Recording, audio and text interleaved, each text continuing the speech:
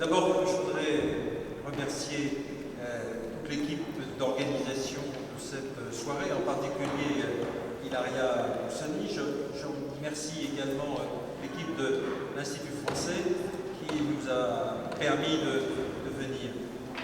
Alors, à la demande d'Hilaria, nous avons rédigé un texte sur le mot, concept néolibéralisme, qui, je le sais, en italien, pose déjà des problèmes très particuliers, puisque nous avons compris, lorsqu'il a été question de traduire, il a été traduit le livre que nous avons écrit, La Nouvelle Raison du Monde, la question de savoir comment traduire le néolibéralisme, c'était néolibéralisme.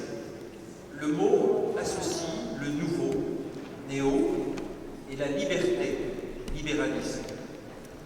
Faut-il donc être néolibéral pour être absolument moderne, comme disait Arthur Rimbaud, et entièrement libre à proportion de la liberté dont doit jouir le capital, comme le demandait Milton Friedman? Assurément non. Le néolibéralisme n'est déjà plus très nouveau, même s'il n'est pas aussi ancien que certains le disent. Et en tout cas, il ne nous rend pas libres. Il aurait même tendance à jouer sur notre liberté d'une manière telle qu'il nous interdit tout autre choix de vie que celui qui nous impose subrepticement. Comme dit Michel Foucault, s'il nous gouverne, c'est précisément par notre liberté.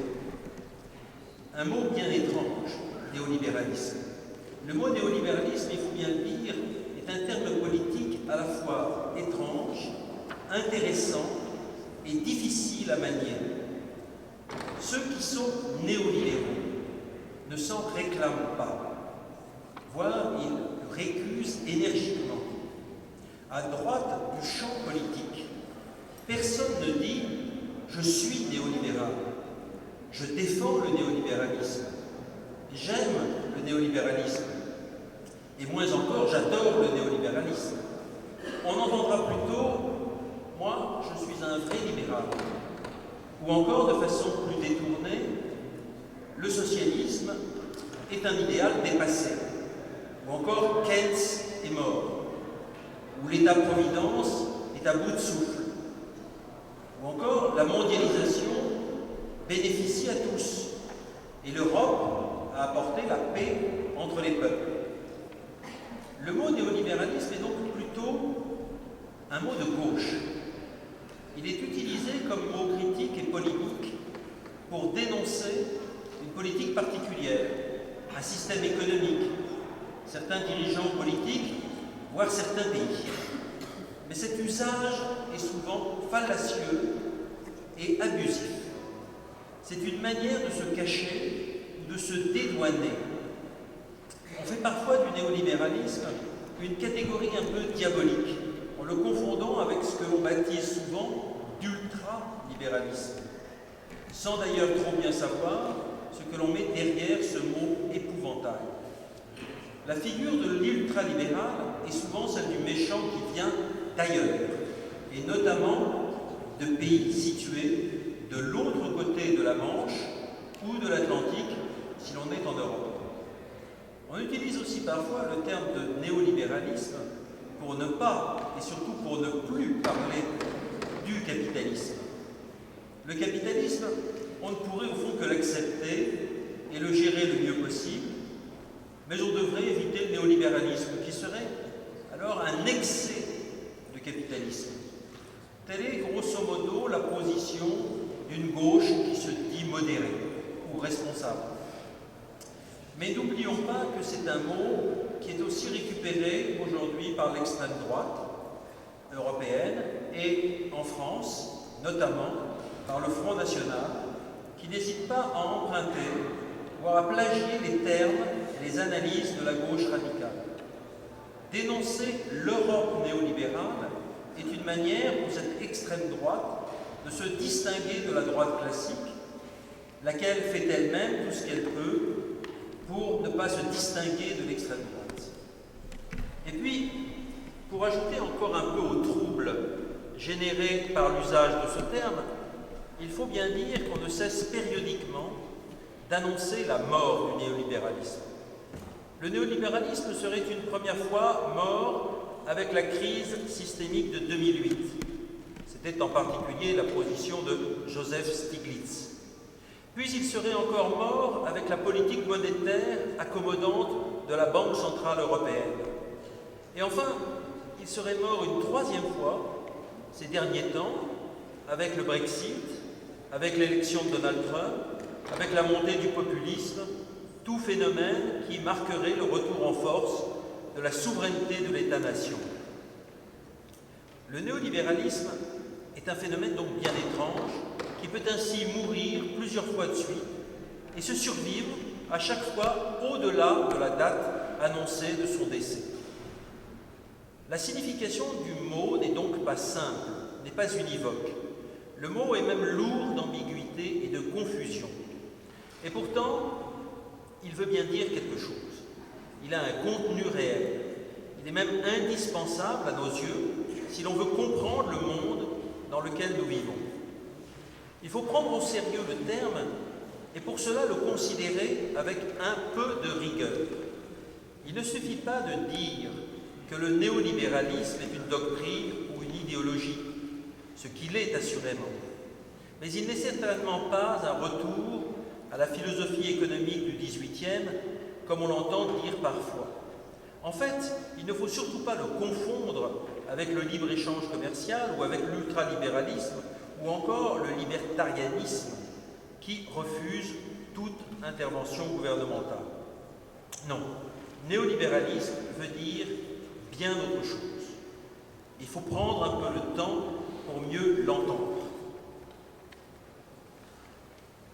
À partir des années 1970, une certaine logique normative s'est imposée à tâtons au travers d'expérimentations gouvernementales multiples et diverses, et ce processus a abouti, à la fin du XXe siècle, à la mise en place d'un système néolibéral mondial qui ne laisse que peu de place et de marge pour des politiques autres que celles qui ont été poursuivies avec ténacité depuis près de 40 ans. Toutes les politiques prétendument alternatives jusqu'à présent se sont brisées contre un mur.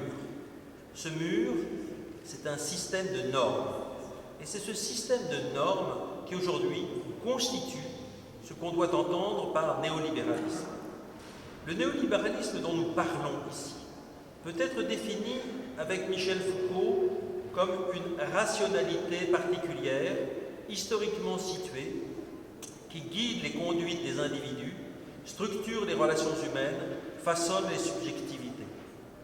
Son principe est la concurrence, son modèle est l'entreprise.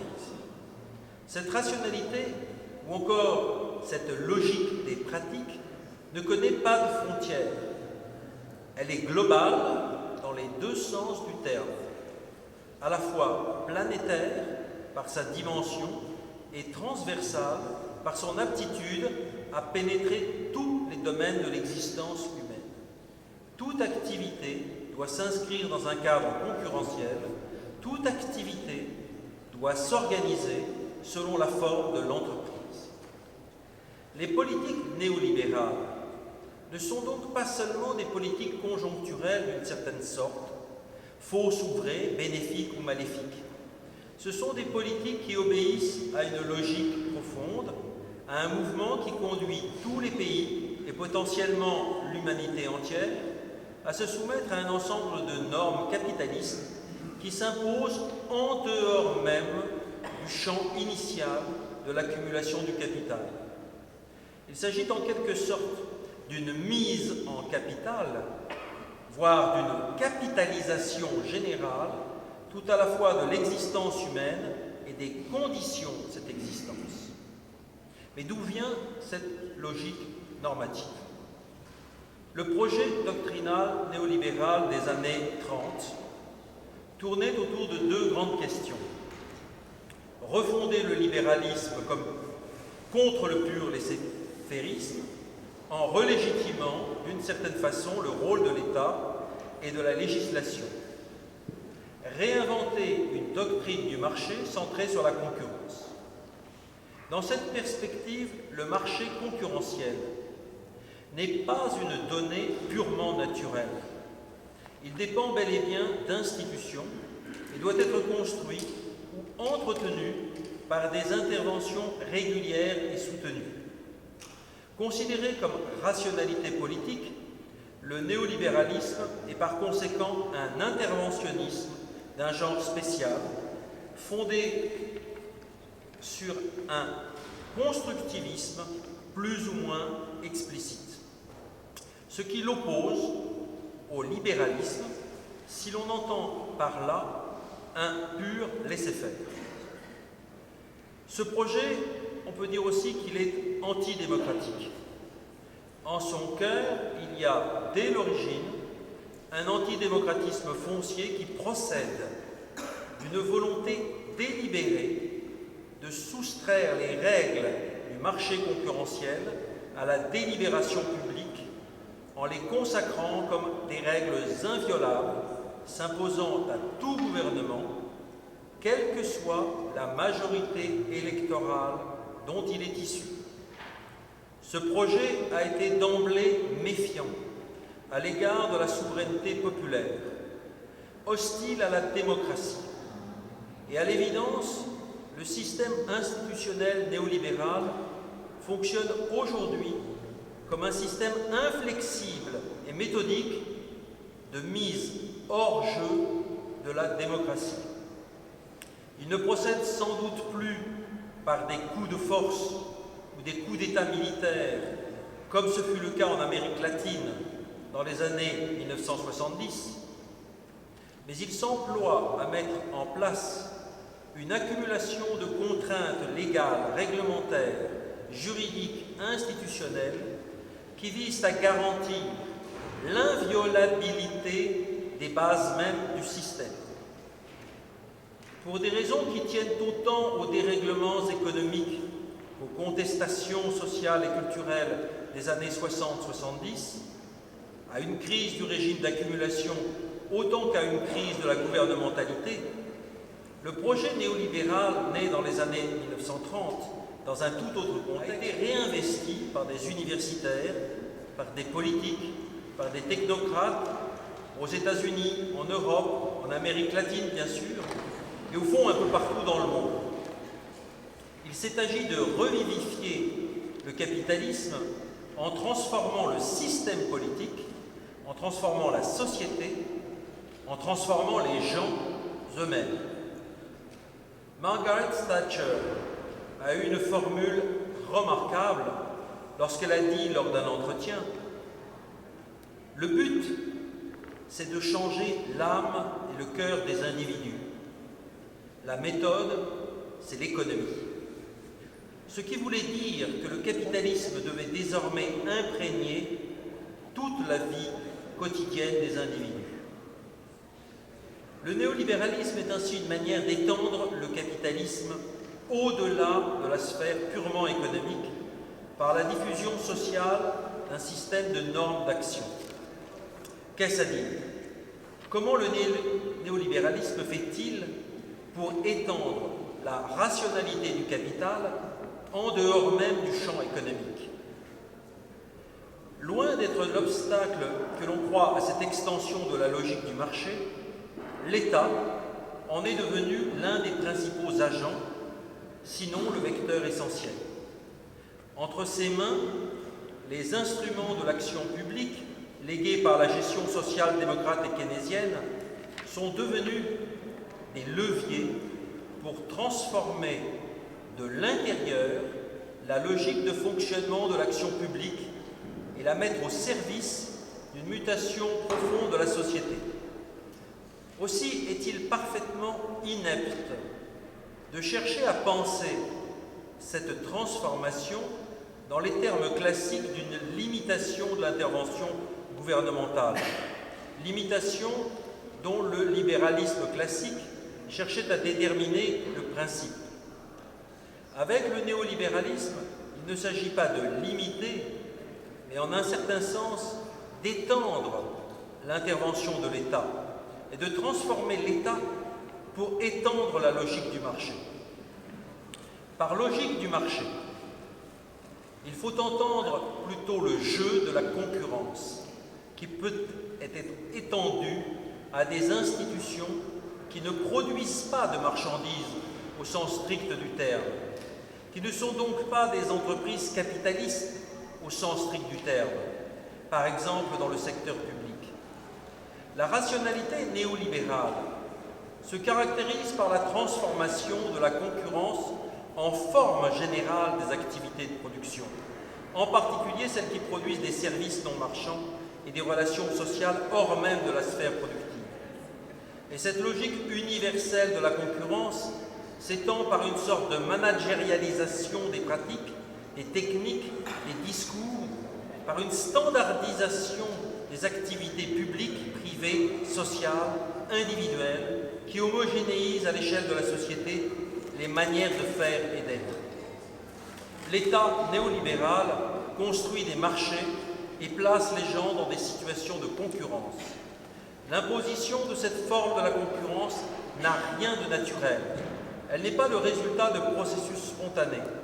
Elle n'est pas non plus l'effet d'une sorte de cannibalisation inhérente à la dynamique du capitalisme.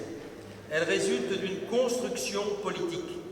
Cette construction est naturellement passée par la privatisation des entreprises publiques et toutes sortes de délégations et de sous-traitance des activités publiques au bénéfice des firmes privées. Quand la situation n'est pas naturellement marchande, il s'agit de créer une situation concurrentielle à l'extérieur et à l'intérieur des services, c'est-à-dire une situation de marché sans marchandises, soit ce que nous proposons d'appeler un quasi-marché. C'est le cas de la santé, de l'éducation, de la recherche, de la culture. Un musée, une école, une université, un hôpital doivent être considérés comme une entreprise en relation de concurrence avec les autres, dans un champ de lutte national ou international.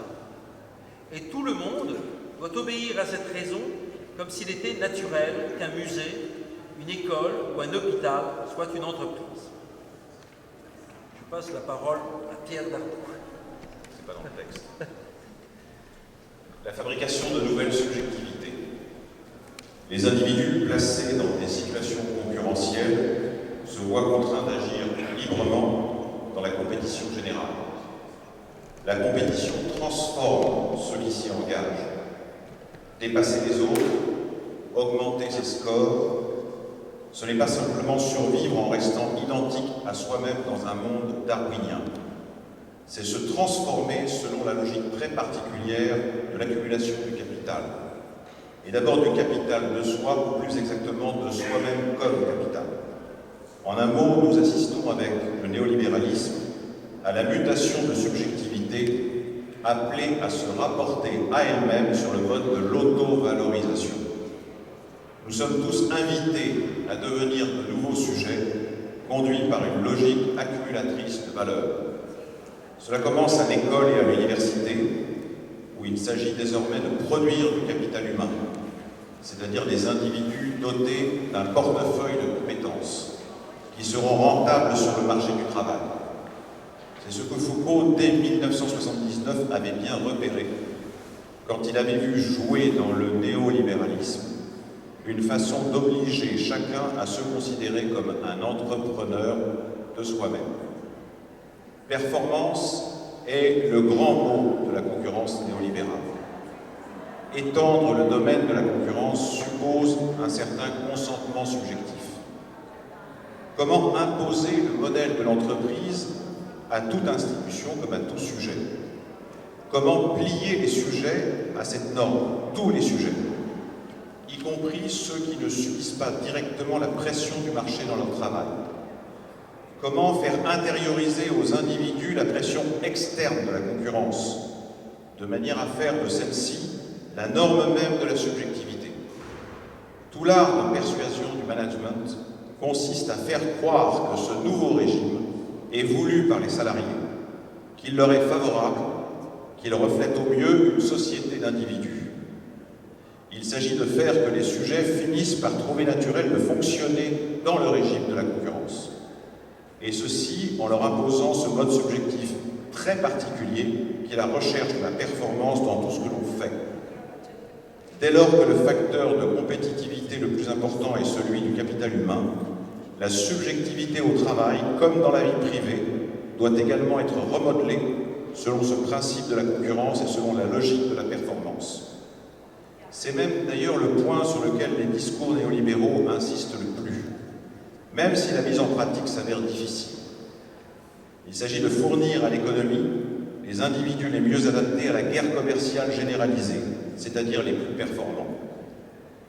Le nouveau mode de gouverner consiste ainsi à passer d'un commandement juridico-administratif, soupçonné de rendre les individus passifs et dépendants, à une logique économique fondée sur la compétition et l'incitation matérielle, qui est censée rendre les sujets plus actifs, plus autonomes dans la recherche des meilleures solutions, plus responsables des résultats de leur travail.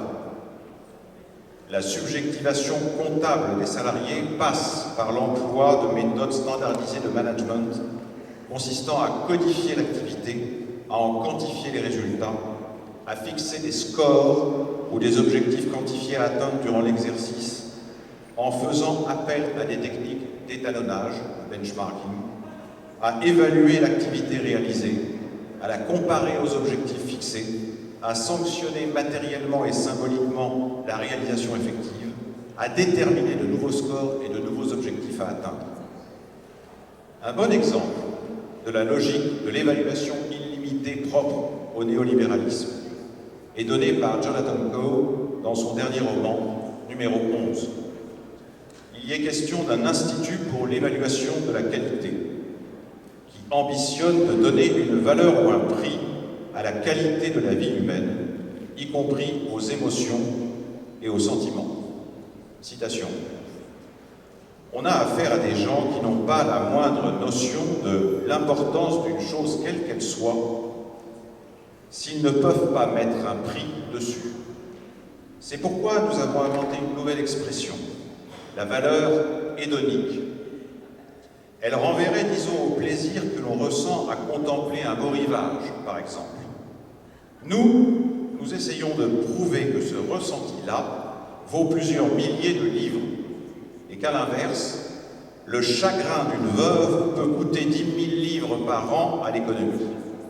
Fin de la citation. On aurait tort de croire qu'il ne s'agit là que d'une élucubration due à l'imagination fiévreuse d'un romancier, car c'est exactement le même argument qui est ressassé ad nauseam pour justifier la financiarisation de la nature et de la biodiversité.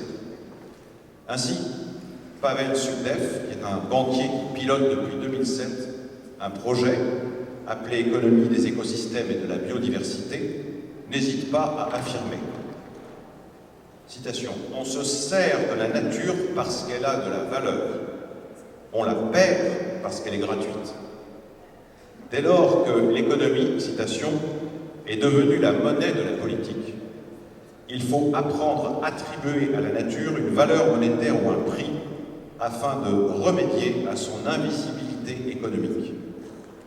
Pour opérer cette valorisation, il convient de procéder à un calcul. Ainsi, la pollinisation des arbres et des fleurs par les abeilles constitue un service invisible économiquement, mais dont la valeur est censée approcher les 200 milliards de dollars. La crise comme mode de gouvernement. On voit donc que pour le néolibéralisme, toute activité comme toute existence, du sentiment humain à l'activité de la nature, est ressaisie, enveloppée, refaçonnée selon la logique de la valorisation, du plus de. Mais cette logique du plus de est en même temps une logique de la crise permanente. L'illimitation, c'est la norme, mais cette norme, c'est aussi la crise comme fonctionnement normal du système néolibéral. Le néolibéralisme, c'est le gouvernement par la norme de la crise. Comment expliquer la radicalisation néolibérale depuis 2008 ? La crise de 1929, qui avait conduit à des remises en cause politiques et doctrinales assez profondes, il ne s'est rien passé de tel depuis 2008. Il n'y a pas eu de remise en cause des politiques suivies. Le scénario de 2008 n'a rien à voir avec celui de 1929. Il y a eu renforcement et aggravation des politiques néolibérales. Le néolibéralisme, tout en étant largement discrédité dans des couches de plus en plus larges de la population, tout en suscitant des résistances multiformes, s'est même radicalisé et renforcé avec la crise. La crise de 2008, qui dans l'esprit de beaucoup aurait dû inaugurer une modération post-néolibérale, a permis une radicalisation libérale. En réalité, les oligarchies politiques et économiques ont imposé la solution à la crise. Elles ont réussi à faire rembourser par la grande masse des salariés et des retraités les sommes engagées pour sauver le système financier de la faillite et relancer l'accumulation du capital. Cette radicalisation procède de la rationalité du néolibéralisme lui-même. La crise, qui est la conséquence des politiques néolibérales, est aussi la cause de cette radicalisation néolibérale. En un mot, les politiques néolibérales ont fini par créer un réseau de plus en plus cohérent de contraintes qui se sont cristallisées en forces objectives auxquelles doivent se plier et s'ordonner les pratiques, qu'il s'agisse d'ailleurs des gouvernés ou des gouvernants, pour autant que ces derniers gouvernent sous la contrainte de ce qu'ils appellent la réalité. Le néolibéralisme n'est plus simplement une idéologie ou une action politique conforme à certains principes. C'est surtout une réalité, un monde, un milieu dans lequel nous vivons. En un mot, c'est la réalité qui est devenue elle-même néolibérale. Elle consiste en un système de contraintes qui est fait de traités, de règles économiques, de normes de toute nature, et qui enclenche une série d'enchaînements logiques d'auto-renforcement. Pour être plus précis encore, il y a un rapport étroit entre radicalisation du néolibéralisme et sortie de la démocratie. Laquelle sortie de la démocratie est précisément ce qui explique la radicalisation par un effet de boucle. Le primat de la compétitivité sur la citoyenneté finit par le remplacement de la citoyenneté par la compétitivité. Par là sont constituées les conditions d'une expansion illimitée du néolibéralisme. Ce dernier détruit, affaiblit ou retourne ce qui pouvait ou pourrait encore s'y opposer. Plus la logique dominante se déploie, plus elle détruit ce qui pourrait la contenir, et donc plus elle se renforce selon une logique proprement infernale. La logique normative de la concurrence agit en effet comme un puissant dissolvant de la société à tous les niveaux. Elle défait le collectif dans le champ du travail par l'individualisation des techniques du management, par le chômage et la précarité des statuts. Elle affaiblit le syndicalisme et plus généralement les valeurs et les mécanismes de solidarité. Elle tire vers le bas tous les dispositifs de protection sociale. Elle crée des phénomènes de peur sociale et de panique morale dans toute la société. En un mot, elle opère une désactivation de toute capacité d'action collective autonome de la société. En s'imposant, cette logique évite la démocratie libérale représentative classique. La délibération et la décision démocratique disparaissent devant le privilège absolu de la contrainte systémique. Toute alternative qui se dégagerait des élections, ou tout écart que voudrait faire un gouvernement est un jour ou l'autre impitoyablement sanctionné, soit par les organisations économiques et financières internationales, soit par l'Union européenne, soit par les nouvelles puissances politiques que sont les grands oligopoles privés. Et la plupart du temps, c'est une combinaison de ces différents pouvoirs qui détruit toujours un peu plus la crédibilité des institutions de la démocratie représentative. C'est donc en un sens très spécial qu'il faut prendre le terme de néolibéralisme. Le néolibéralisme est beaucoup plus qu'un ensemble de doctrines, d'écoles théoriques ou d'auteurs qui sont d'ailleurs très divers et sur certains points opposés. Ce n'est pas non plus un certain type de politique économique qui procéderait d'une même volonté d'affaiblir l'État au profit du marché. Le néolibéralisme n'est pas un ultra-libéralisme, un libertarianisme ou un retour à Adam Smith. Le néolibéralisme, c'est tout à la fois un mode d'action gouvernementale, une certaine stratégie de transformation de la société. Mais le néolibéralisme, s'il est dominant et s'il se renforce avec la crise, n'a pas englouti le monde. Nous vivons, quels que soient les reculs, les échecs, les trahisons, un moment de grand affrontement à l'échelle mondiale dont personne ne peut connaître l'issue, entre deux grandes rationalités, la rationalité néolibérale et la rationalité du commun. Car la logique néolibérale, à travers lutte et expérimentation, a suscité son principe adverse. Entre la logique de la concurrence et la logique du commun, deux conceptions du monde et deux conceptions de la vie s'affrontent sans compromis possible. Commun dit la négation de principe du néolibéralisme comme raison du monde. La privatisation, l'accumulation, l'appropriation, l'inégalité extrême entre riches et pauvres, l'oligarchie financière et politique. On ne peut en comprendre la portée et la force, on ne peut en saisir la promesse que si l'on a bien mesuré tout ce à quoi mène le libéralisme, toutes les destructions qu'il occasionne, toutes les réactions qu'il engendre de l'intérieur, y compris celle du fascisme.